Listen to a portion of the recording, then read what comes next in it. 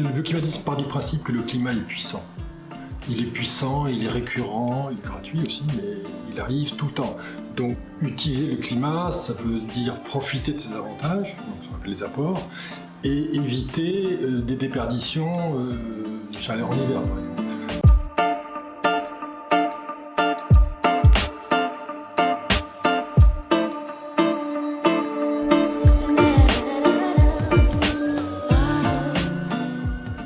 Bonjour et bienvenue, j'ai envie de vous présenter une maison qui est véritablement époustouflante et qui a été auto-construite par Christophe. Je le mets mal à l'aise en disant ça. Bonjour Christophe, tu vas bien? Salut Goulven, bien et toi? Très bien. Alors bonjour à vous, je pense que vous allez pouvoir vivre quelque chose qui est assez sympathique dans ce lieu qui est assez, on va dire, commun. Et pourtant quand on rentre dans les détails, on se rend compte qu'on a une maison qui est extrêmement avantageuse vis-à-vis des enjeux climatiques dans lesquels on est en train d'entrer. Et il y a une véritable leçon d'histoire autant que de leçons techniques, que de leçons d'information pour se dire tiens, il y a des bonnes idées, je pourrais peut-être réutiliser ça dans mon projet pour moi, ou si vous souhaitez repartir de zéro, une maison qui soit complètement low-tech sans consommer une grande quantité d'énergie pour répondre à ses besoins d'énergie, d'autonomie en eau et peut-être même tendre vers l'autonomie alimentaire. Il y a beaucoup d'inspiration à prendre ici. Christophe, est-ce que tu serais d'accord de nous accueillir et nous faire visiter ta maison? Oui, bien tu es là.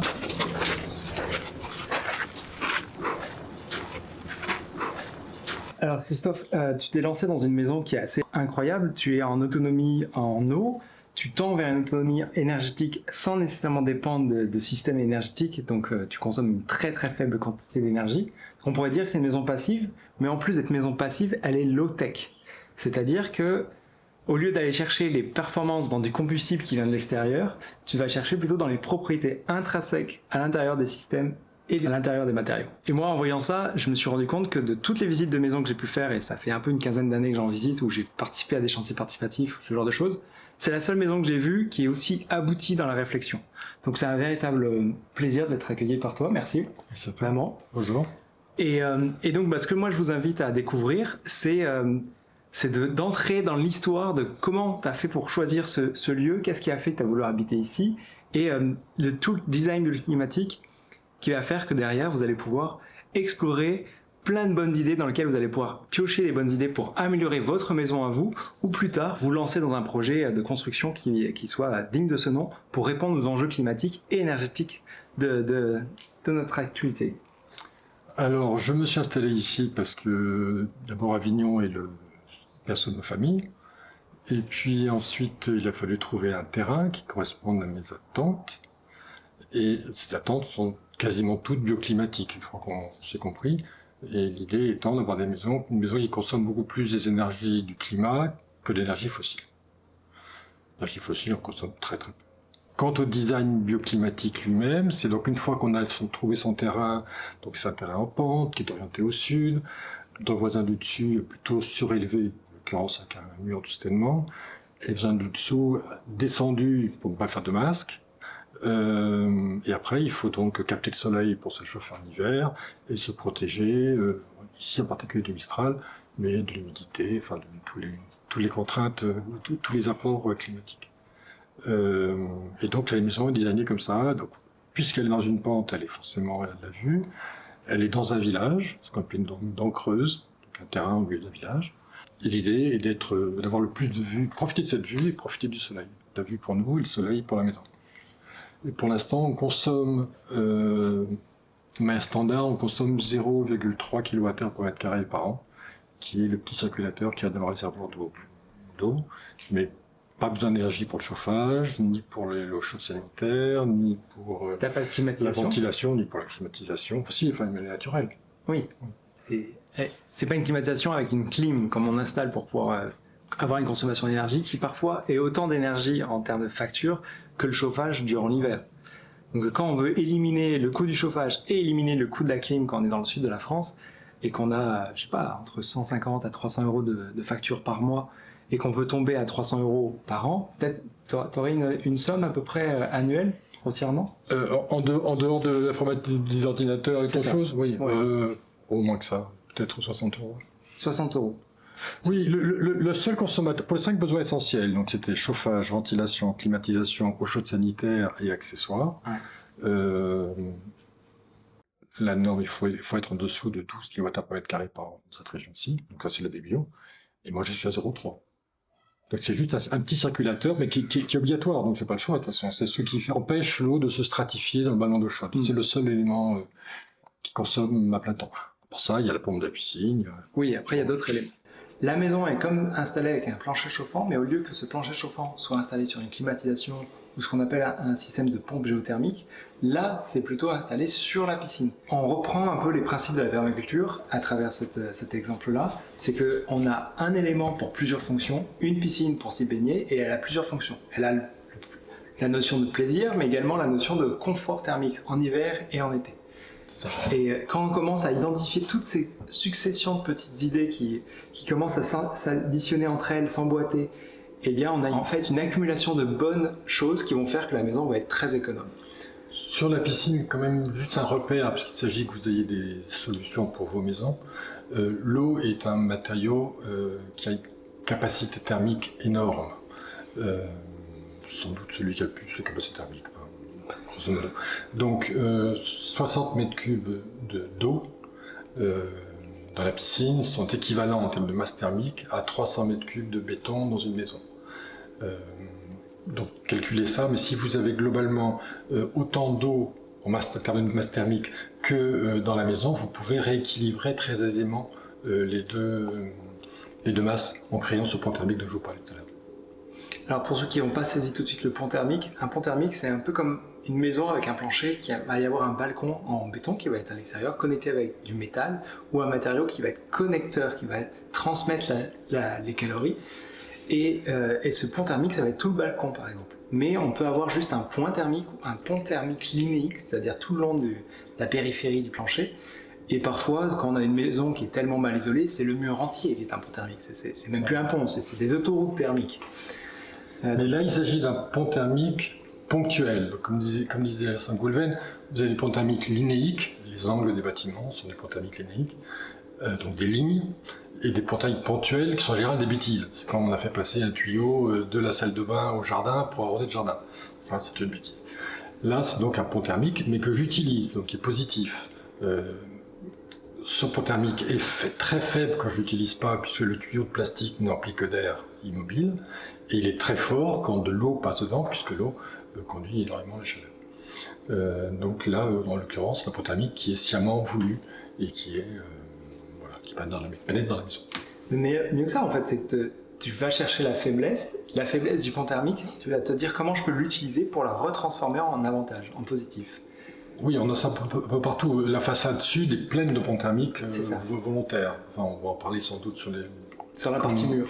La partie paroi. Et donc j'utilise le pont thermique pour me chauffer en hiver. Cette maison n'est chauffée que par sa façade, et même par la couleur de sa façade. Je pense qu'on en parlera tout à l'heure.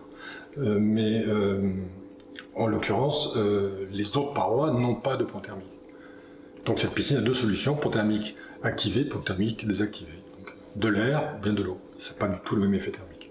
Tout à fait. On porte beaucoup moins de calories dans l'air. Quand on chauffe avec un convecteur électrique, on a une convection d'air et on essaie de chauffer de la maison. On a un mal fou à y arriver. On commence un petit peu à sentir le confort, mais souvent quand on a des parois qui sont froides autour de nous, on est dans l'inconfort.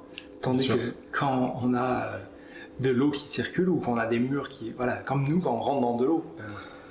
Hier, j'ai eu l'occasion de pouvoir me baigner. Quand on rentre dans cette eau-là, au début, elle est comme fraîche, puis après, on peut y rester...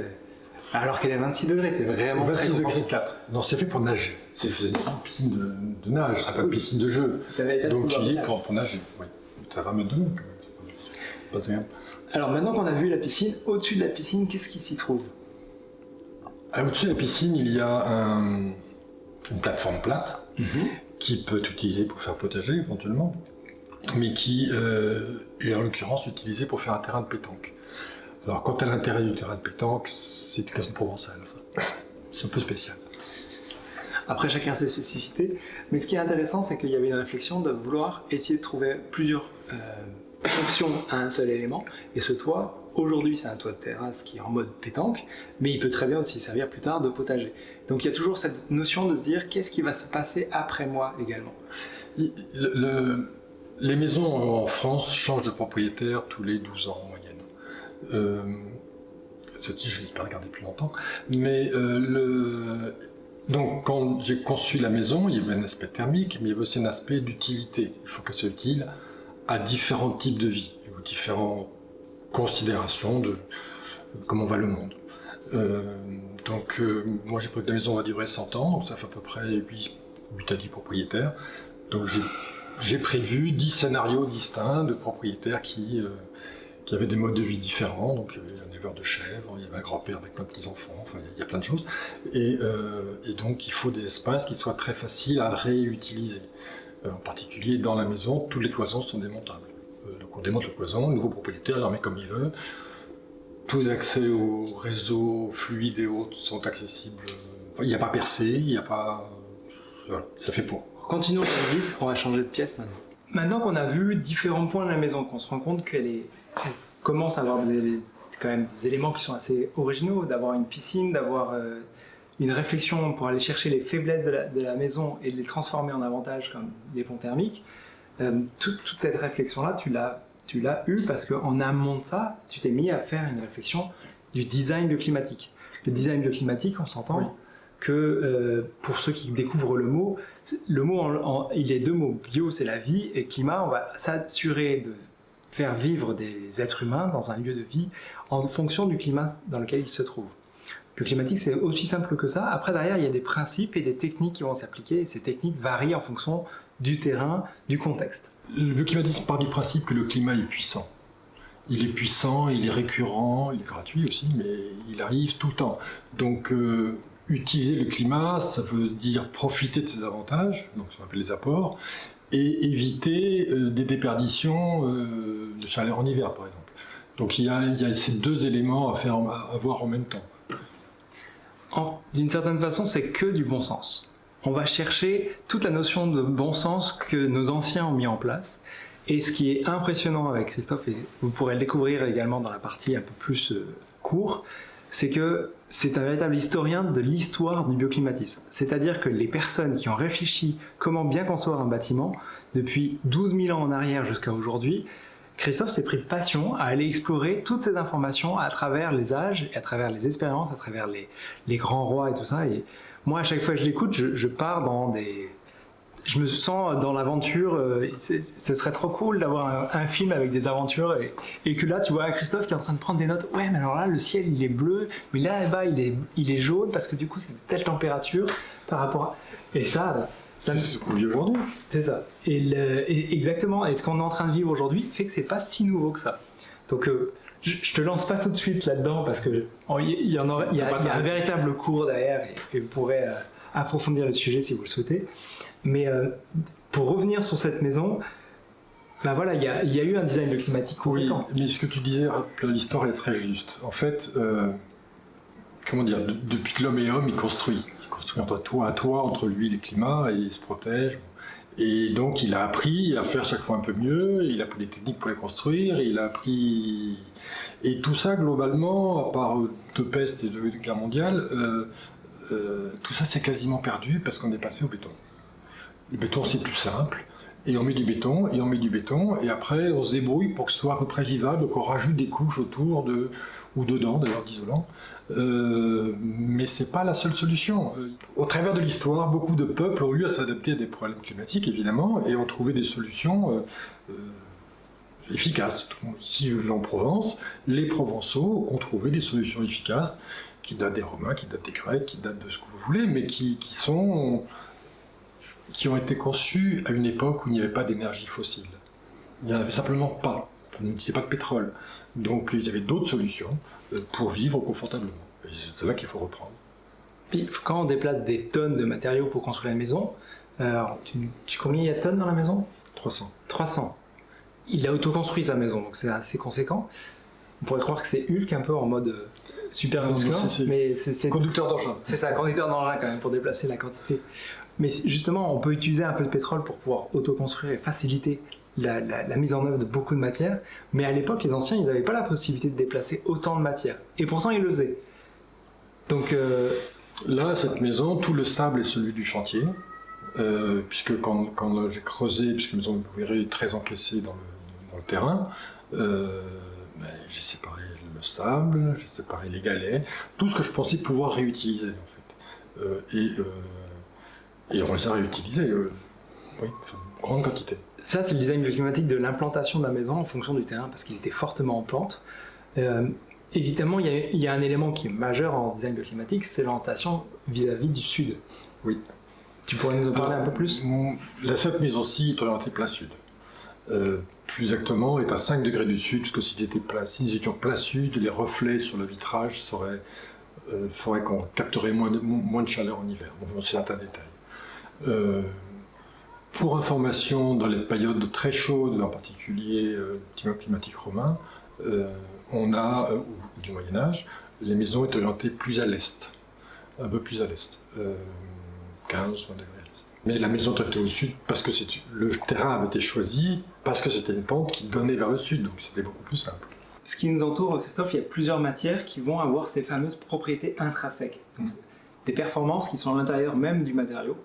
Et ce qui nous entoure dans la pièce, on a du bois au sol, on a du bois derrière nous, mais on a d'autres matériaux aussi. Est-ce que tu peux nous décrire un peu quels sont les avantages d'avoir un plancher, par exemple, un parquet bois, et avoir des murs en bois dans un premier temps, puis après on va voir également l'escalier, le plafond et le renouvellement d'air, et pourtant tout ça à la fois semble être lié. Le chauffage. Et le chauffage. Alors les matériaux, alors le matériau de base c'est du béton. Donc la maison est construite sur une dalle béton et c'est un système, vous avez vu ça en Espagne ou en Italie, c'est des poteaux et des dalles.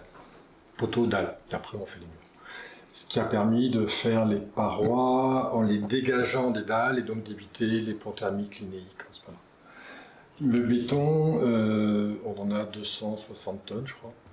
Plus le plâtre, plus le bois, on est 300 tonnes. Le béton a un défaut, plein de défauts, mais entre autres il résonne beaucoup. Et donc, au point de vue confort, c'est pas très agréable.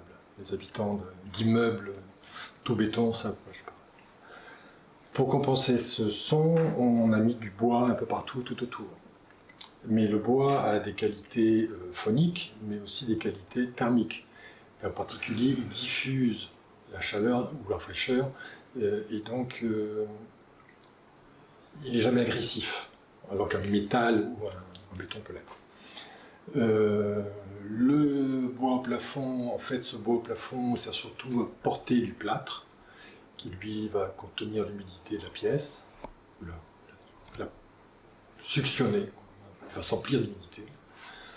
Là, l'escalier est en métal, couvert de bois, mais le métal a un intérêt, c'est qu'il va permettre d'égaliser les températures entre le haut et le bas de l'escalier, puisqu'a priori l'escalier, le métal est très conducteur, tellement conducteur que la température au pied devrait être la même que celle qui est en haut, puisque c'est très conducteur, et qu'il y en a quand même 450 kg, enfin il y a quand même une quantité.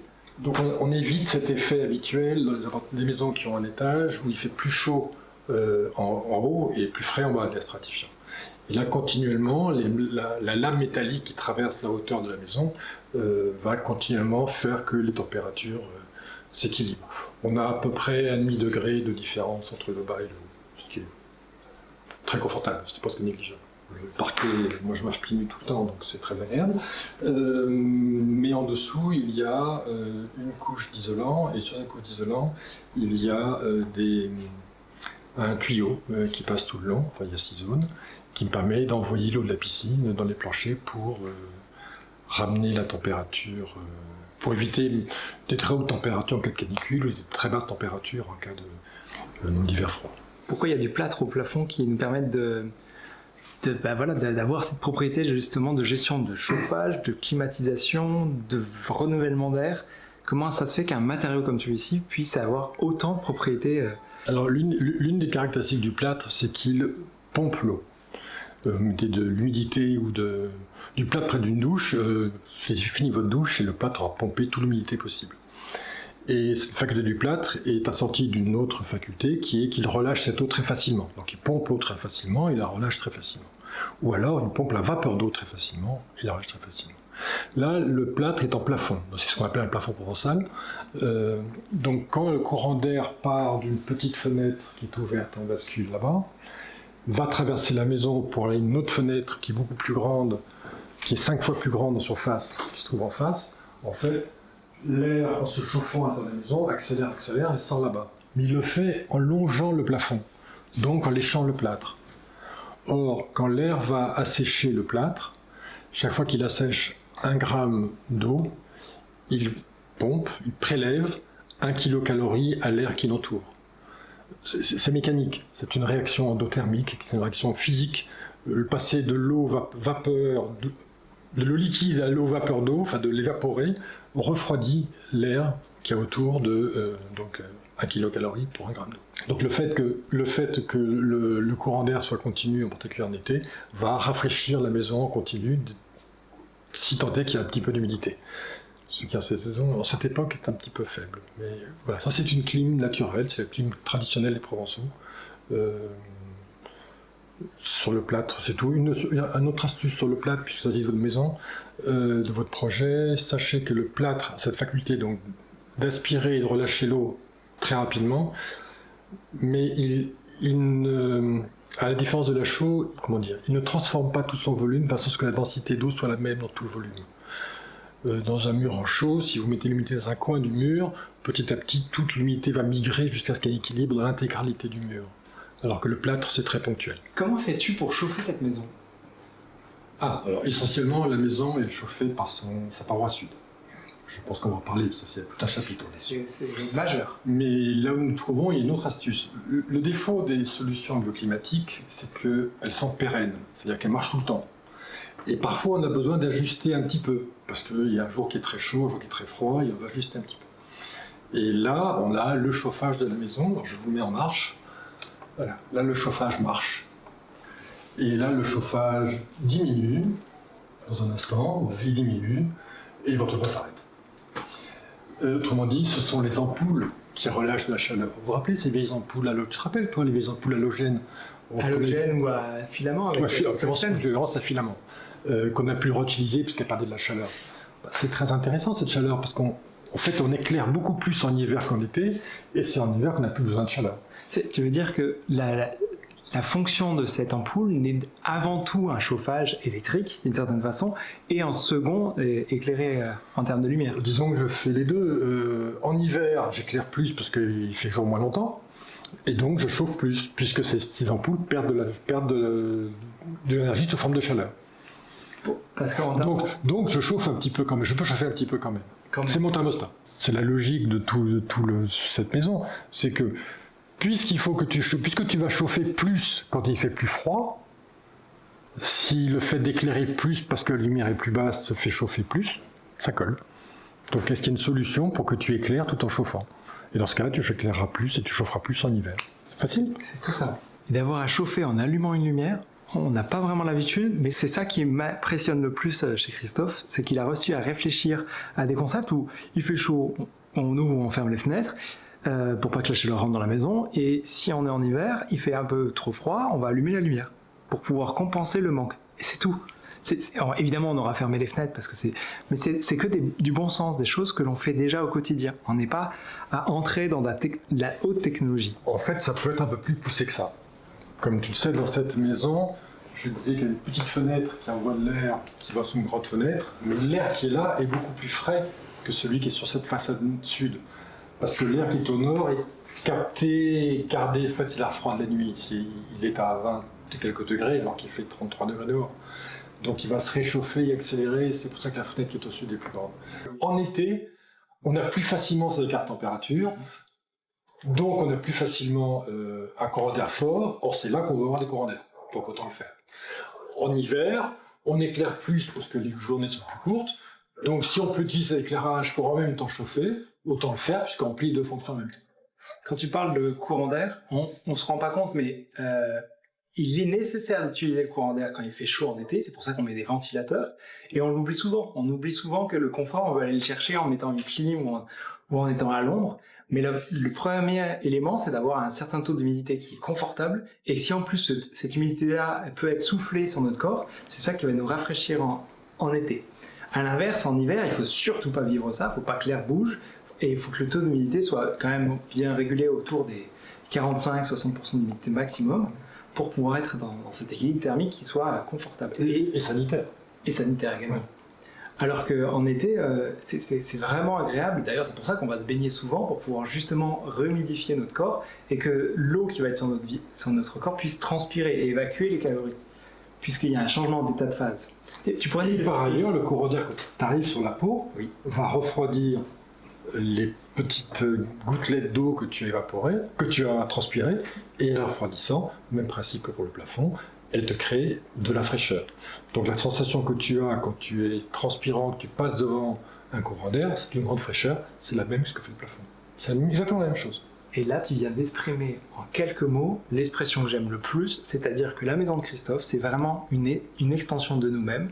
Donc on a notre peau qui est la première peau, les vêtements qui est la seconde peau, qui peuvent être en rapport avec nos besoins, et la maison qui est la troisième peau.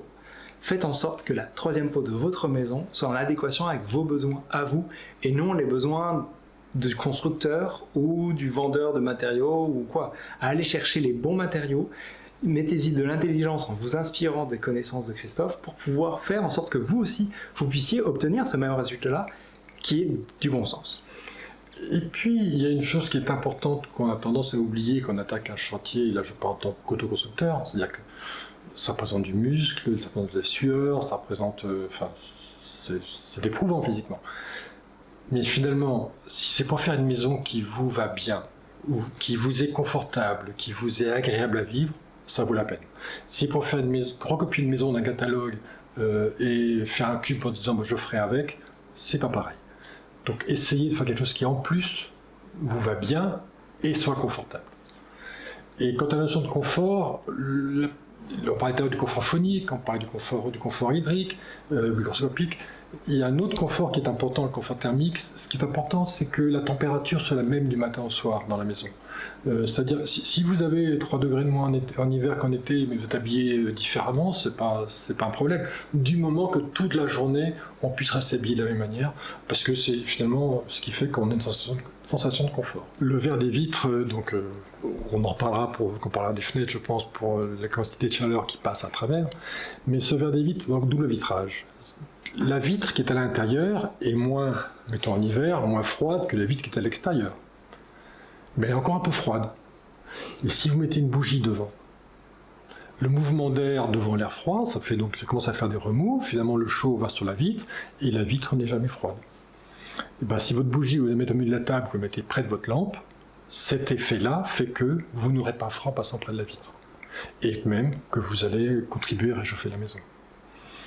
Voilà, c'est un détail facile à utiliser dans toutes les maisons qui ont une bougie.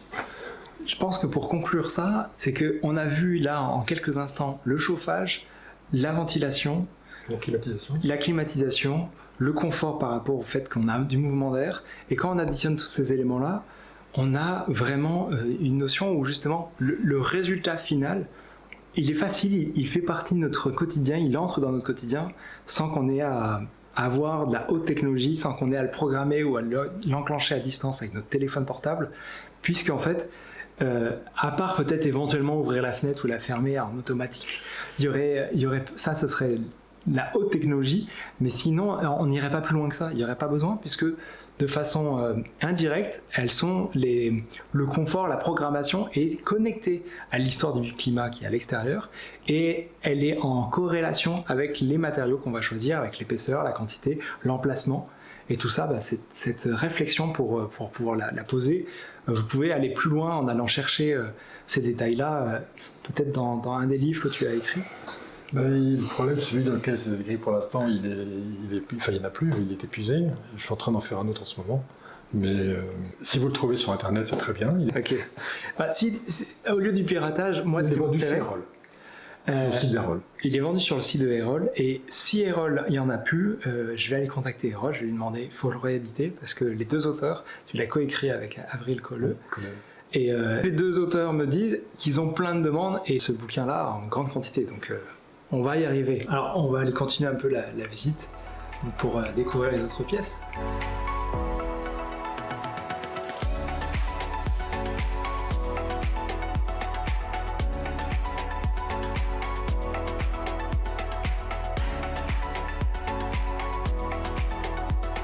Donc, parlons un peu de l'enveloppe de la maison. Il y a des isolants à certains endroits, il y a pas d'isolants à d'autres endroits. Qu'est-ce qui a fait ce choix-là? Pourquoi la maison est rouge? Et pourquoi c'est si intéressant de saisir que les matériaux, encore ces fameuses propriétés intrinsèques, donnent un avantage ou un inconvénient? Un défaut, D'accord. comment tu l'as retourné en mode avantage? Donc, on parle essentiellement de deux saisons, l'été et l'hiver. On estimait que les deux saisons intermédiaires sont intermédiaires. Pas tout à fait vrai, mais... En été, cette façade sud est à l'ombre. Donc le soleil ne tape pas sur la façade, donc il la chauffe pas directement. Il la chauffe indirectement par les lumière diffuse, mais pas directement. En hiver, par contre, le soleil est plein pot sur la façade, et la façade monte jusqu'à 52, 53 degrés avec cette couleur-là. D'accord. Étant bien entendu que, ça c'est l'albédo, que si la façade était blanche, elle ne monterait pas en température en hiver. Elle monte en température en hiver parce qu'elle est rouge foncé. Et que le rouge foncé est l'opposé de la couleur froide d'hiver. Dans le cours du design climatique, oui, mais en un mot, l'albédo, c'est la capacité à faire réfléchir la lumière sur un matériau.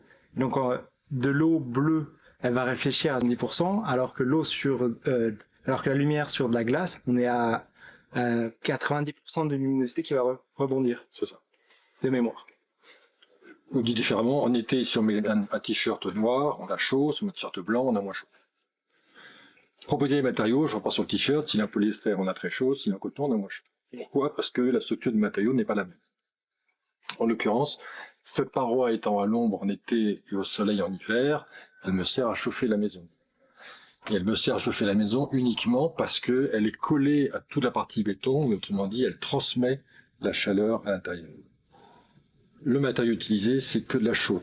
Donc c'est un monomur, c'est un mur qui est 52 cm lourd, qui n'est que de la chaux du sable, bien sûr. Tu viens de parler du béton, parce que ce mur est adossé à des piliers. Ce mur est adossé aux piliers en béton de la maison, lesquels sont liés par tout le ferraillage à toutes les dalles.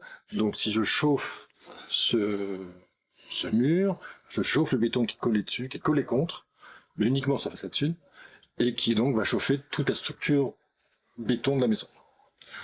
La maison étant forcément sur béton, parce que on est en zone très sismique, que la faille sismique est juste un peu devant nous, on la voit d'ici.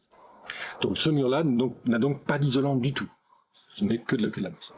Pourquoi tu as choisi la matière béton alors qu'on dit que c'est pas écologique?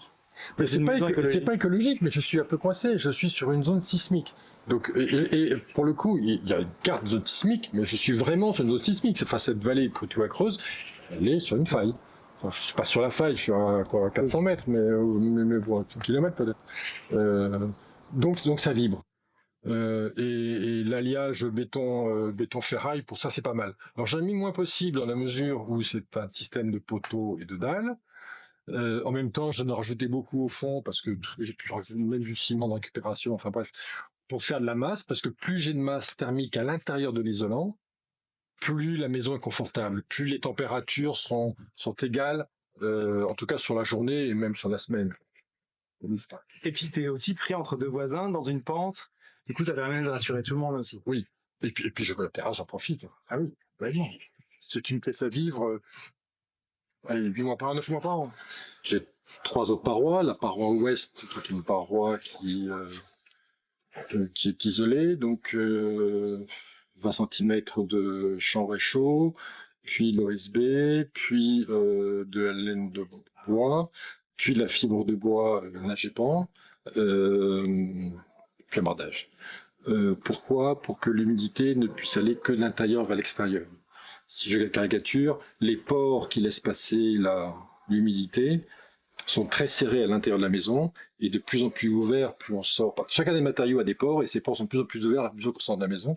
Donc comme la vapeur d'eau est un gaz, il a tendance à aller vers l'extérieur. Ça c'est la façade ouest.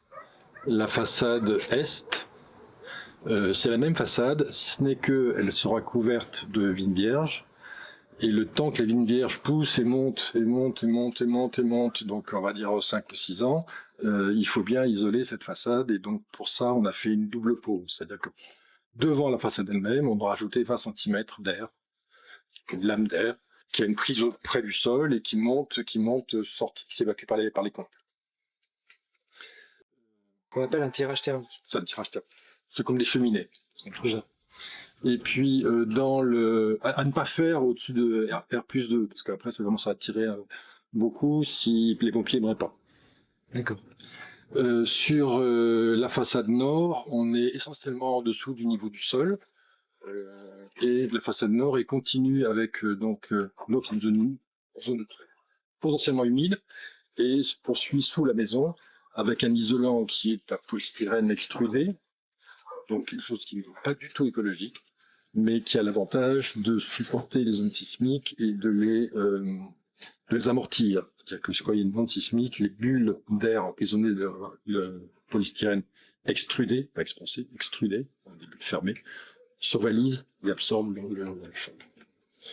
Et nous avons ici environ 200 tremblements de terre par an, minuscules, mais que le bâtiment ressent.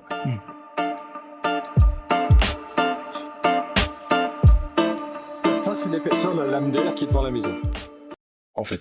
Qui observe le placard ici, mais qui devant la maison sert uniquement de tirage. Alors ensuite, sur cette façade-ci, donc la première particularité, c'est qu'elle est le pont. Et les ouvrants, on en parlera, sont évasés. Et puis, il y a, entre les panneaux où il y a les fenêtres, il y a des panneaux de captage qui sont légèrement inclinés. Tu vois que là, c'est étroit, et plus ça va, plus ça s'écarte. Il y a un angle de 8 degrés, en fait. Ce qui n'est pas neutre parce que, en hiver, si tu dépasses, en dessous de 5 degrés, il n'y a pas de lumière, il n'y a pas de chauffage. Donc, tu es plus perpendiculaire à la lumière d'hiver. Donc, ça chauffe plus en hiver.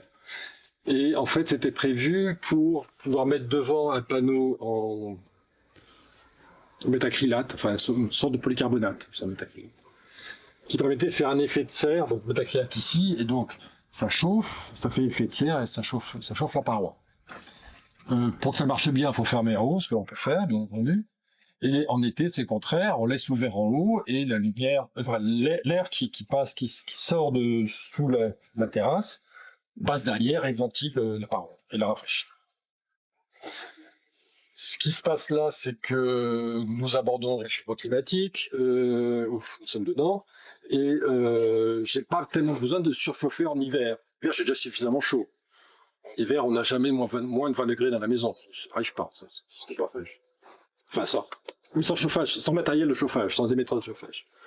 Et donc, ce que l'on va faire donc dès l'année prochaine, quand j'aurai démonté tout ça, c'est mettre des toiles, mettre un rideau devant ces panneaux pour pouvoir les mettre à l'ombre. Mettre à l'ombre de la lumière diffuse. De la lumière diffuse, et donc évacuer cet air chaud qui sera entre les deux, enfin encore chaud, l'évacuer vers le haut. Je t'ai ouvert là pour que tu puisses voir comment est faite la façade. Tu vois que tout en haut, il y a une ouverture que je peux, depuis les combles, ouvrir ou fermer, et donc fermer ce conduit d'air qui sera le long de la façade. Alors l'autre particularité de cette façade, c'est qu'elle est couverte par des bâches au premier niveau, qui sont réglables, et une avancée de toit très importante, qui fait 2,30 m, qui permet... Alors l'avancée de toit fait que le premier étage est toujours à l'ombre en été, et les bâches me permettent de faire l'avancer. Soit que j'avance ou que je recule, de mettre à l'ombre la partie basse. C'est très important que ce soit réglable, parce que l'entrée au printemps et l'entrée en chaleur, la maison remonte froid vers le chaud, et pas la même courbe, pas la même forme que à la fin de l'automne quand on descend vers l'hiver.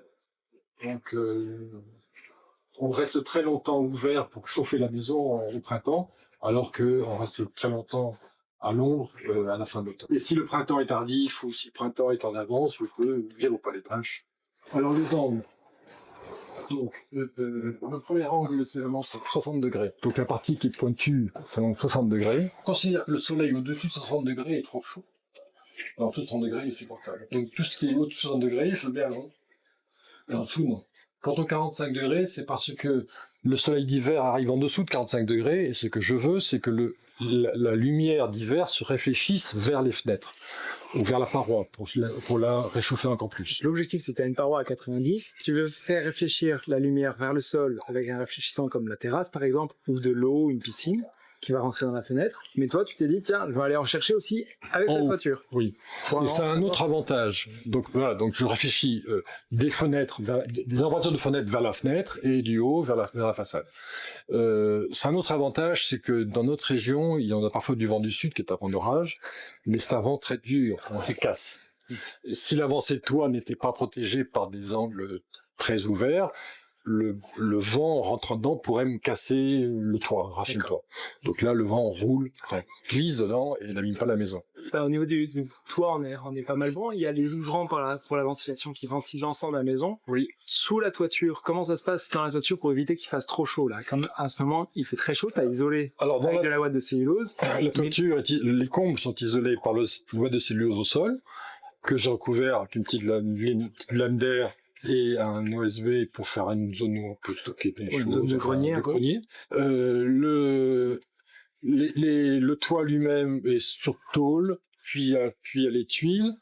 Et il peut y avoir, comme en ce moment, une isolation très importante qui fait que finalement, le dessous des tôles devient chaud.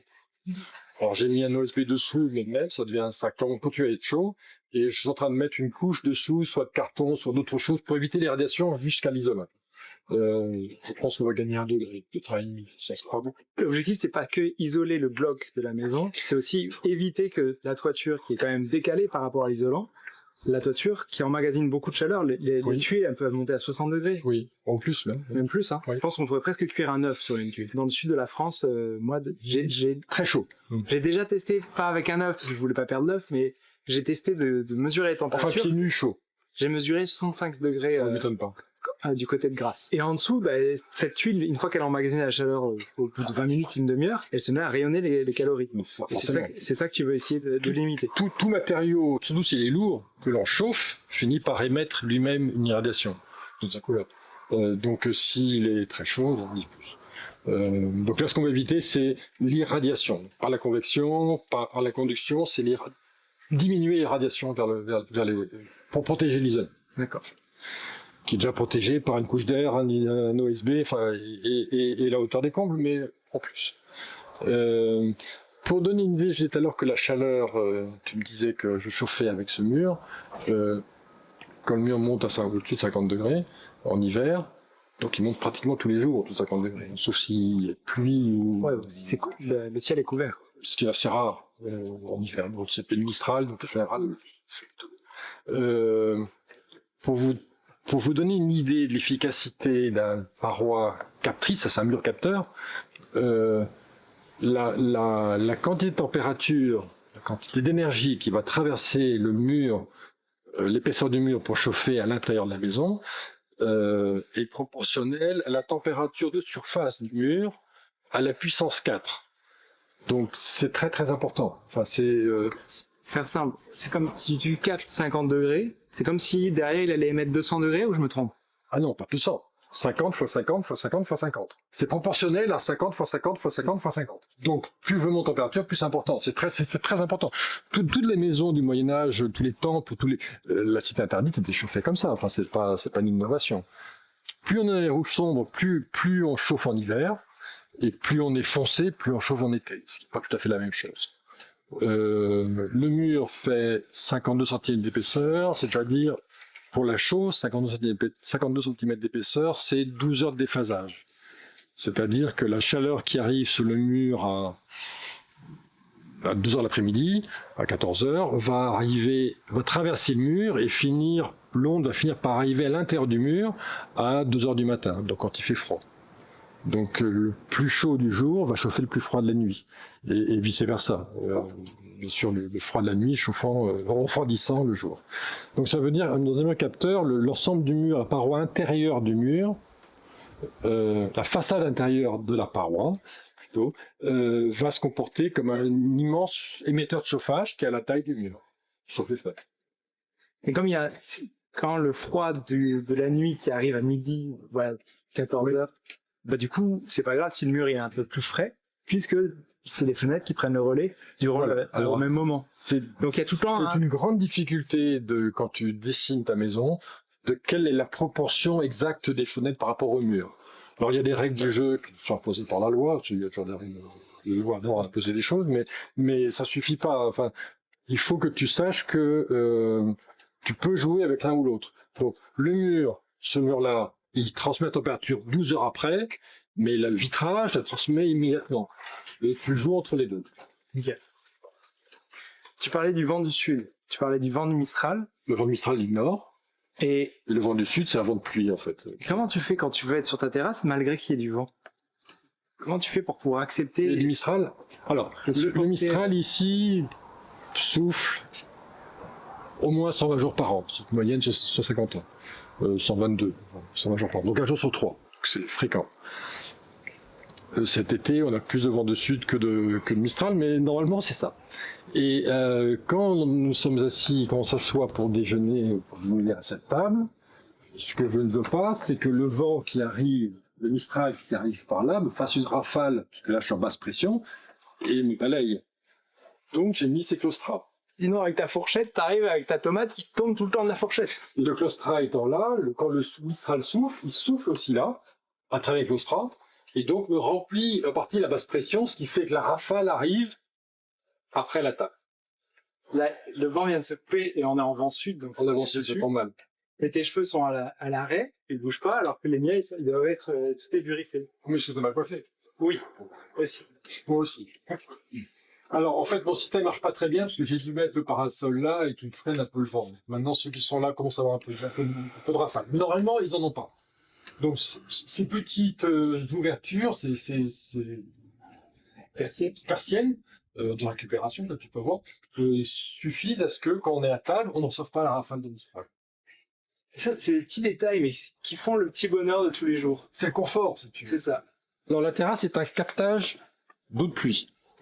Donc, le tombe, arrive entre les dalles, passe sur le PDM et va remplir une citerne. C'est le cas de toutes les terrasses ici. Ça, c'est cohérent. C'est cohérent. Et ça permet, cette terrasse-ci, en fait, et le bout de toit qui est avant le chenot, me permet d'arroser tous les rosiers. Le chenot, c'est comme une gouttière. Comme une gouttière qui est dans le toit. Parce que ce toit a 2 chenaux de côté, nord et sud, et le sud un peu plus haut, de façon à ce que récupère l'eau des deux flancs du toit pour l'amener vers les citernes, et c'est là qu'on sépare l'eau propre de l'eau sale. On va aller voir ça. Les jeux de mots romains que tu connais. On a parlé un peu d'eau, on va aller approfondir un peu cette autonomie en eau, parce qu'il y a quand même une surface de toit qui est conséquente. La terrasse capte l'eau entre les fentes, entre les planches, il y a les lattes. Il y a 2 PDM qui emmènent l'eau à une gouttière qui l'emmène dans une citerne qui est là. Le PDM, c'est la bâche noire qui est là. C'est la bâche là. Là, il y a de la bâche noire ici aussi, parce que là, j'ai fait une fontaine, un peu plus haute, solaire. Hein, donc, quand il fera chaud, ça fera l'air, l'humidité. Les oiseaux aussi. Ça va être couvert de galets plus haut, parce que je récupère. Là aussi, des galets. Et cette ligne-là, qui est droite, qui suit les poteaux, en fait, hein, qui sont là, c'est la chute, exactement la chute du toit. Donc, ça évite que la pluie, en tombant de haut, me défonce le sol, si tu veux. Et je récupère cette eau pour aller vers arroser les rosiers. Parce qu'on a une zone chaude et sèche, donc les rosiers, ça demande proportionnellement beaucoup d'humidité. Et puis, puisque tu aimes la permaculture, tu noteras qu'entre ce passage qui est là et les rosiers, il y a 25 cm de différence. Donc je récupère l'eau qui va là.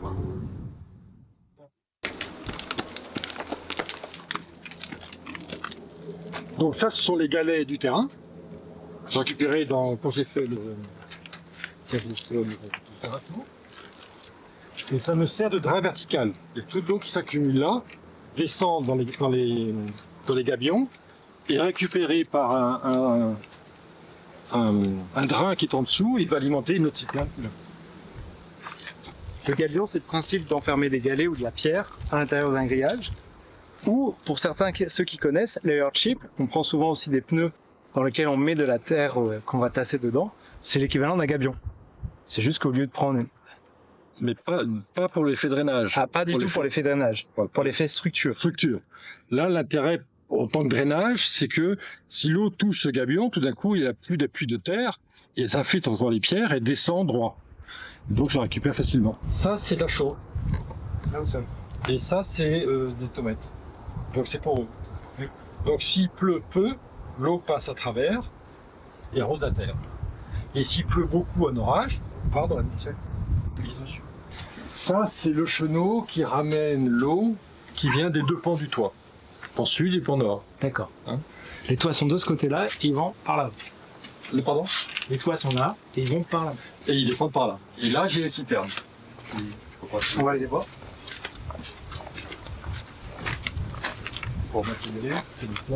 L'eau arrive par ici des deux pentes du toit et elle arrive au-dessus de deux chenaux qui alimentent deux citernes différentes. Si l'eau est lente, donc l'eau qui lave le toit, donc c'est la rosée, les pluies fines et la petite pluie qu'il y a juste avant l'orage. Cette eau va glisser entre les deux là et alimenter cette citerne aussi. Ça c'est l'eau sale, ce qu'on appelle la prima aqua, la première eau. Si l'eau est rapide, c'est une eau d'orage, elle va sauter par-dessus et elle est là. Et elle va alimenter une autre citerne. Et ça, c'est l'aqua prima, l'aqua primissima, l'eau de qualité. Et cette eau-là, on peut la stocker, elle tourne pas. Et c'est cette eau-là que je garde pour la maison. Et je n'ai jamais arrosé le jardin autrement qu'avec l'eau des citernes. Ça, j'en ai largement assez puisque je l'ai utilisé pour l'instant que pour le jardin et la piscine. Le jardin, il est un peu petit parce que tu as encaissé entre deux maisons avec beaucoup de pentes. Donc la maison, elle est conséquente, c'est une grande maison. Tu as un jardin qui fait tout le tour, mais quand même, tu as combien d'arbres? Alors j'ai un récotier, deux pommiers, deux poiriers, un grenadier, un plaqueminier, un poivrier et un amandier que j'ai planté. Que tu as planté. Après, il y a d'autres plantes sauvages comestibles ou d'autres. Alors, cette année, malheureusement, comme tu peux voir, il a fait sec. C'est la lavande. Tu vois peut-être de la lavande. Ah oui, ça fait plus de la lavande. Mais donc, il n'y a pas eu de potager. Ça, c'est le potager. Moi. Ça, c'est les tomates et les aubergines, les poivrons. Les aubergines sont là. Et l'astuce, c'est que je cultive comme ça. Moi, comme je suis un vieillard, je ne plie pas trop. Excellent. Donc là, je mets les tomates, poivrons, tomates et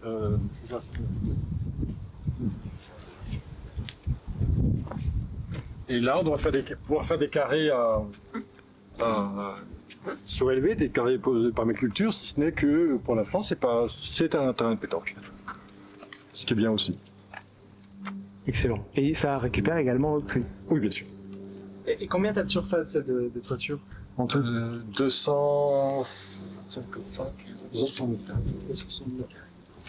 Plus 50, plus 80 mètres carrés de terrasse. Je dis en plus que c'est sur le Cap Nord. Et le volume stockage d'eau? 8, 16, 21, 23, 24 mètres cubes. 24 mètres cubes. Oui. Et c'est pas trop, parce que tu vois, là il me reste dans les citernes ça d'eau, et dans cette citerne-ci, je dois avoir 1 mètre d'eau. Dans l'eau, 1 mètre d'eau, ça veut dire 2 mètres et demi. L'eau, ce qu'on appelle l'eau aqua prima. Là, c'est de l'aqua prima. La prima aqua, ce qu'il y a pour le jardin, elle est épuisée. Pardon, sauf un récotier qui a 3 mètres cubes tout seul et qui n'a pas fini son mètre cube.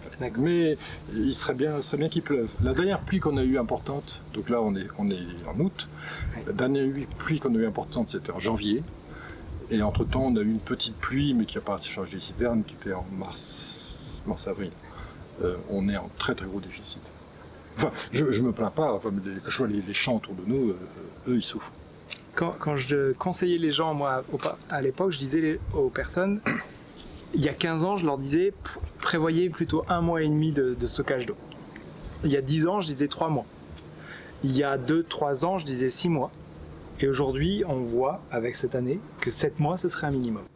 En termes de volume, on l'a entendu, 24 mètres cubes, et c'est un peu limite par rapport aux enjeux auxquels on est confronté. Oui, ceci dit, j'ai consommé beaucoup parce que j'ai planté des arbres qui sont jeunes, donc ils ont demandé de l'eau pour s'implanter. Cette augmentaire n'est pas très bonne. J'ai fait un jardin, j'ai fait un jardin, on ne se rend pas compte, mais il y a des choses. Ça vient, mais j'ai consommé plus d'eau que je devrais consommer normalement. Par contre, les plantes que je vais planter sont pratiquement que des plantes locales, à part les rosiers qui sont devant moi, devant la maison, que j'aime beaucoup, mais sinon c'est quasiment que des plantes de garrigue. Et l'eau de la piscine et qui est déjà consommée, que tu as déjà un peu utilisée quand tu la recycles, c'est dans le vide sanitaire, c'est ça? Oui, alors l'eau de la piscine, je prends directement de l'Aquaprima et que je mets dans la piscine. D'accord. L'eau de douche que j'ai utilisée, c'était dans l'Aquaprima aussi. Alors l'Aquaprima, j'en ai un peu moins sur les 24 mètres cubes, j'ai dit 8 et 3, 11, j'ai 11 mètres cubes d'eau pour la maison. D'accord. Ce qui pour... S'il pleut tous les 3 mois, au moins un gros orage, ce que l'on peut espérer, ce qui est largement suffisant pour 4 personnes. Nous avons eu 2 jeunes filles à demeure pour un moment. Une jeune fille, ça consomme de l'eau chaude et ça allait. Deux jeunes, de toute façon, que ce soit fille ou garçon. En tout cas, elle consommait plus que les garçons. Je sais pas comment elle faisait, mais celle-là... Moi, j'ai les cheveux longs, donc c'est pour ça que je parle de ça. Bon, alors dans ces cas-là, pourquoi je vous parle de ça? C'est parce que maintenant, on va descendre en bas pour pouvoir voir comment tu filtres un peu cette eau sur la partie du vide sanitaire. Et on va pouvoir découvrir un peu comment tu filtres l'eau blanche, on va dire, l'eau de la piscine et l'eau de la douche, etc. Merci.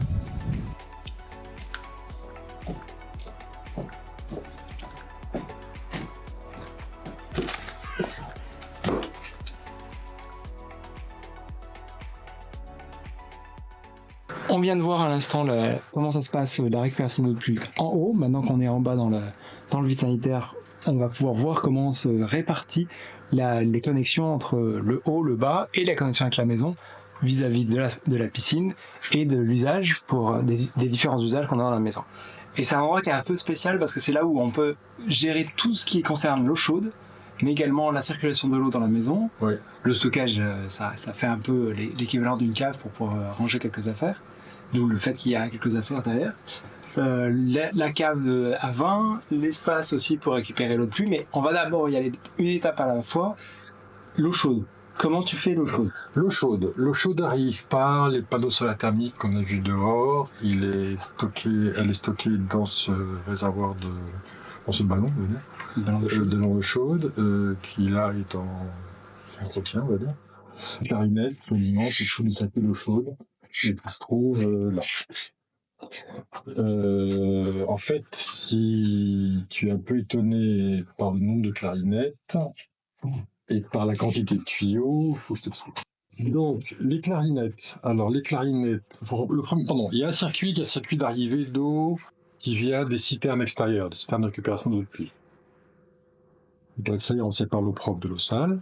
Et ensuite, l'eau propre, on peut l'amener ici, un surpresseur, pour alimenter les douches, le lavabo, et a priori pas la cuisine. On peut le faire, mais a priori la cuisine resterait en eau de ville. Le second circuit consiste à utiliser l'eau de la piscine pour alimenter les 6 zones qu'il y a dans les planchers pour refroidir la maison, ce qui est encore en ce moment. On est à 27,2 au sol, c'est là.